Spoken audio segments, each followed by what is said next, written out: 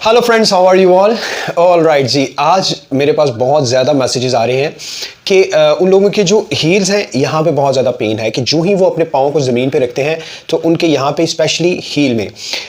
अब उसमें क्या प्रॉब्लम आती है कि हमारा जो इन्फ्लामेशन, हमारे फाइब्रस जो टिश्यूज़ हैं वो लिंक्ड होते हैं हमारे टोज़, यानी कि हमारे ये निचले वाले जो बॉटम हमारा फुट होता है उसके नीचे, और ये हील एंड हमारी टोज़ के साथ कनेक्ट होते हैं। सो जब यहाँ पे किसी किस्म की कोई इन्फ्लामेशन हो जाती है तो उसके फिर यहाँ पे बहुत ज़्यादा सबसे ज़्यादा जो असर पड़ता है कि हम जो ही ऐसे पाँव रखने की कोशिश करते हैं तो फ़ौरन से वहाँ पे दर्द शुरू हो जाता है। तो उसके लिए मैं 2-4 आपको योगा के पोस्चर्स बता रहा हूँ, उसको आप ध्यान से देखिएगा, उसको प्रैक्टिस कीजिएगा, इंशाल्लाह ताला अल्लाह पाक आसानियाँ पैदा करेगा। सबसे पहले तो क्या करना है, आपने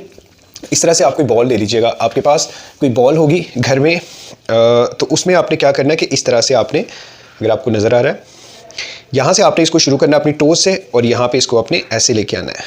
इसको आपने 10 टाइम करना है, आहिस्ता आहिस्ता कीजिएगा।